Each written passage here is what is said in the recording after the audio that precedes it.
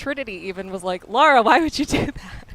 I mean, who among us could say no to, you know, an ancient dagger? Yeah. You know, she has the best intentions.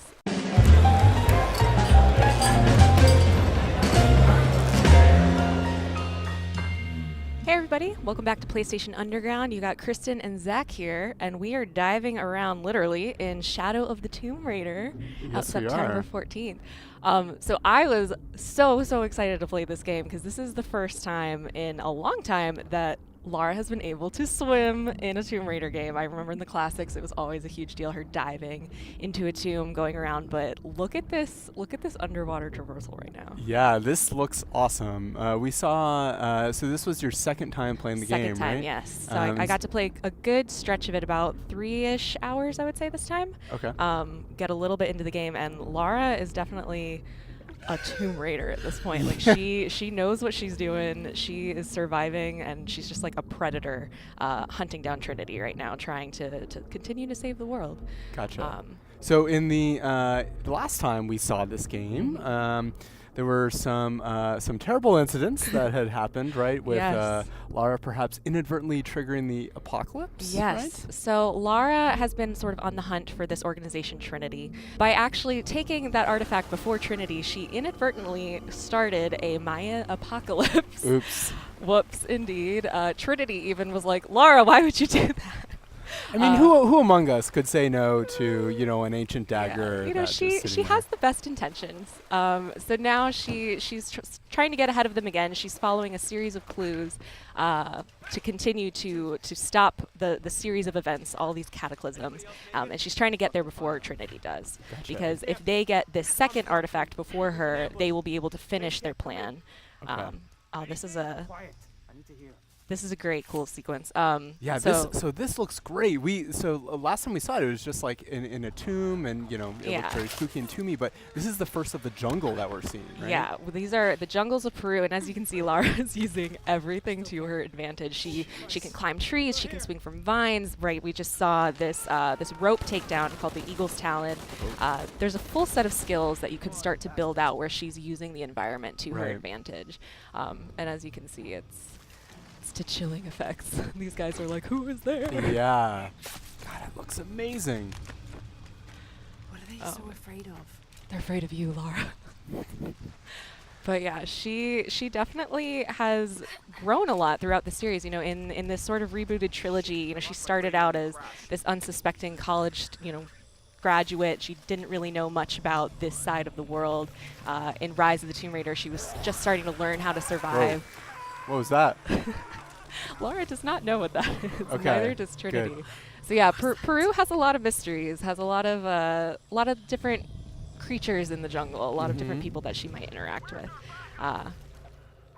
So she's not just trying to hunt down Trinity. She's also just trying to survive nature, survive potentially the locals.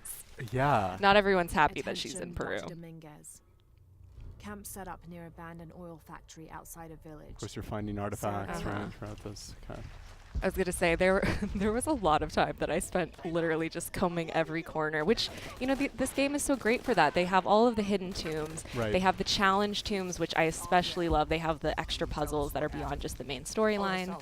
But then we have these great combat sequences of just like trying to be stealthy as possible, using her survival instinct. So that's what's happening when you see them ending up getting highlighted. You can see the red enemies. People can see them if you take them down. The yellow ones are out of their field of vision. So you sort of want to take your time, wait it out. So if I took down the red guy, someone else would would see alert that. everybody. Exactly. I see. But nobody notices this. Right. And that's just based on kind of their enemy's vision cones. Yes. I would presume. Okay, cool. Yeah, and this is cool. This reminds me of something we were talking about just before we started taking a look at this footage here that you captured, is that there's a lot of customization options for kind of how assisted the player is, right? Yeah, so for I believe the first time in this series, I had never really seen this level of customization before. You can change your difficulty settings for different aspects of the game. So it's not just set to an easy, normal, hard for the overall game.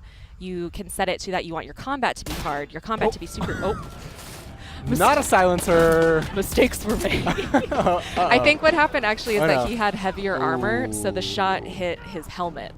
So you also have to take into account what level of armor people have and like what will affect them. Fascinating. So yeah, so you can change the puzzles, traversal, and combat to be differing levels of difficulty. So if you're super into the puzzles, you don't want any help, any hints, you can set that to hard. But maybe if you're not as good as exploring and you kind of need to know specifically where to go, you could set that to easy. It definitely sort of opens up a level of how intense do you want to play? What type of adventure do you want Lara to be? And yeah, it really can make the experience very unique. Huh. Fascinating. It's a really cool approach. Obviously, everyone likes different parts of games, right? And a game like Tomb Raider is combining all these different elements. So that's a really smart approach. See that you are taking them down again. following in your footsteps. I was like, let's try this one again. So is that, do you try, like, obviously stealth is supported here and throughout the Tomb Raider games. But you could totally go in guns blazing. Right? Yeah. Yeah. Although, so what's happening here is, for the jungle, you can cover yourself in mud. Oh, what? So that's what Laura just did. She found a pool of mud. She just covered herself in it. It's now going to help her be a little bit harder to see. Huh. So if she were to jump in front of that guy, it might take him a little bit longer to notice her there. Oh, wow. That is really cool. It reminds me perhaps of some classic PS3 games involving eating snakes. What are these things? God, wow, look at that. I loved awesome. this rope mechanic.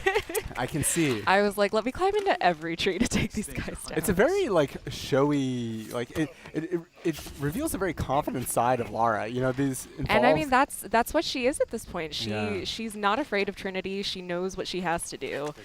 She knows that she has to get there before they do, or literally people will die. Right. So this is another moment of these guys are heavily armored. How am I going to do this? They can all see each other. Perhaps that bottle. Perhaps these bottles are helpful. Be of assistance. It is almost over. But of course, you don't have to be stealthy if you don't want to. Right. But that's definitely how I play these games. I try and use the bow and arrow as much as possible. Oop. Yeah. Nice. God. And they saw me. Uh-oh. Nice. Run. So you also, of course, you can heal yourself, but there is another perception meter that you can set for yourself that by taking in certain herbs or eating certain berries, it will open up your perception to your predators.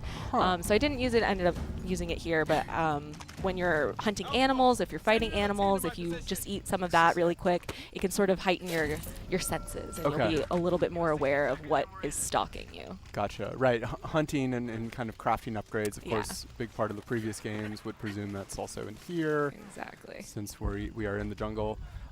So we're just seeing kind of a brief selection of everything that you played, but you played the game for 4 hours, right? I did, yeah. And Lara definitely is going on a journey. She's with her friend Jonah.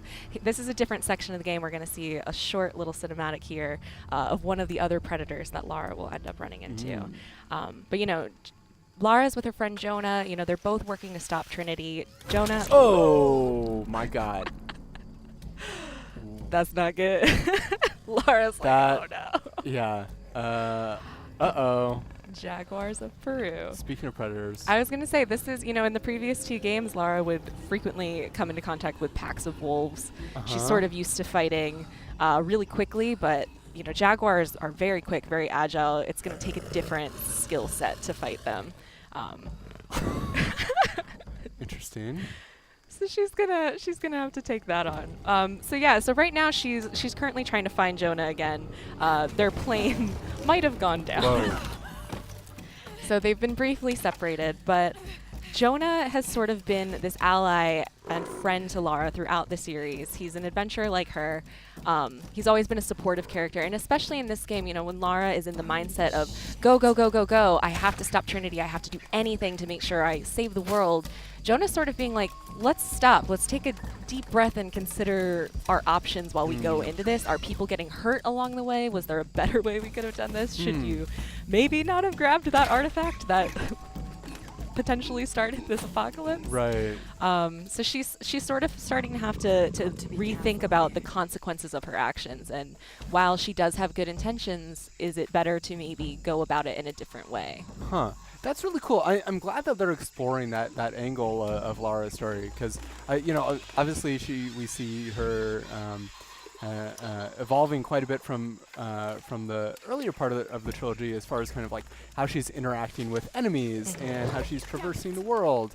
But to see her also maybe starting to at least consider taking steps on kind of an intellectual level or an empathetic level is really compelling, because obviously, there can be, Lara does a lot of good, but there can also be byproducts of stealing artifacts. Yep. So this is one of those Jaguar encounters. So what ends up happening here is it's usually in a space that isn't just part of the regular environment. So you sort of have to take a look around. So in this one, there wasn't really any trees that I could climb, but there was another encounter later on where it strongly encouraged you to use trees. Okay. The Jaguar is absolutely going to move in and out and sort of stalk you and come out and surprise you. So you really have to be paying attention, listening for what direction it's going to come from. If you have those perception berries to eat, you could potentially use those. But So how many encounters with Jaguars did you have? I ended up having 2. Okay. And so it seems like those are kind of like those are distinct from, even though you kind of met them in kind of the not, it's obviously not an open world game, but kind of like in kind of the explorable spaces that the actual combat takes place in a distinct area. Got it. Nailed them. Man. All right. Well, Shadow of the Tomb Raider is going to be coming to PS4 on September 14th. I'm so excited. I can't wait to continue on Lara's journey. Me neither. Thanks for showing me this. Thank you, Zach. Not much longer to wait. I know. All right. We'll see you next time on PlayStation Underground. See ya.